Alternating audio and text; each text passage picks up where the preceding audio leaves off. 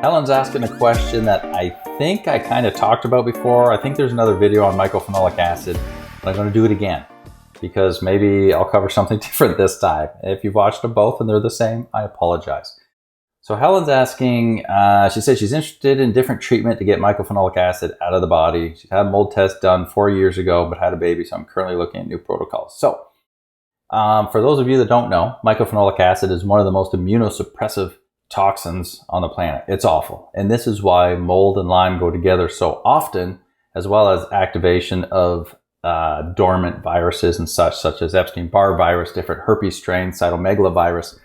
Because when people are exposed to Penicillium brevicampactum, which we measure with an ERMI, its byproduct is mycophenolic acid. While different from a regular mycotoxin, it's still a toxic I shouldn't say gassing, it's still a toxin coming from Penicillium brevicampactum. And mycophenolic acid, if you've seen my other videos, is what the pharmaceutical drug companies use. And it can be called mycophenolic acid. And it's used to suppress the immune system, like a steroid, but super strong.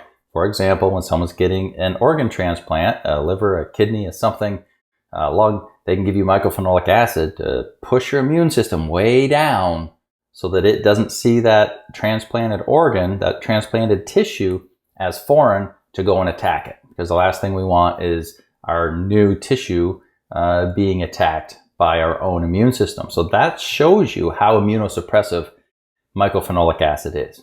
And it works the same way, not just with the breathing in the exposure. We don't have to be taking the pills. When you have that penicillium species growing in your home, whether it's behind a wall, in the floor, in the ceiling, in the crawl space, in the attic, and behind your shower, in your bathroom, under your cabinets, and you're breathing in that, we had it with our son coming from a moldy window. And you're breathing in that steady flow of this immunosuppressive toxin. Guess what happens? Your immune system goes from here to here to here to here to here, and then Epstein-Barr virus, all of a sudden now it can't be held. Boom, it pops up. Cytomegalovirus, boom, it pops up. Herpes viruses, boom, they pop up.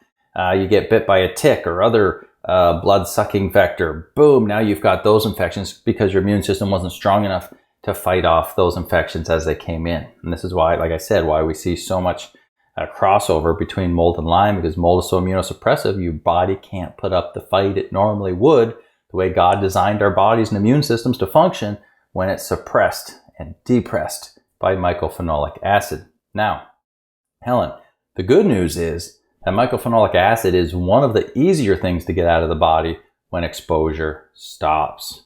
So when you do an ERMI on your place, make sure it's good, or if you moved, still do an ERMI to make sure it doesn't have it too. But test the home properly, make sure that's not there. And then on a proper mold protocol of supporting the foundational elements, supporting drainage, and binding and doing all the right things, you're going to see that MPA, that mycophenolic acid, just keep chipping down lower and lower. So you can, let me see, mold test done 4 years ago. So I would say get an updated mycotoxin test. Again, I use Vibrant because they check for the most mycotoxins. So you always want the most mycotoxins possible in your data. And see where you're at. And because it's possible you still have symptoms, but maybe it's not your mycophenolic acid. If you got into a clean space and were already detoxing, you could have already got it down and it could be another problem. Okay. But the good news is it is one of the easier ones to get down. Support all those foundational elements, detox properly, add in your nutrient deficiencies that were low, your magnesium, your B vitamins, everything else that should be in there. Okay. And if you still have trouble, reach out to me. I do Zoom consultations one-on-one and can help walk you through it. But make sure you're in a clean space, get an updated mycotoxin test, stay on a good mold protocol, and mycophenolic acid are one of the easier ones to get down. Hope that helps. Do you have questions about mold in your home or body?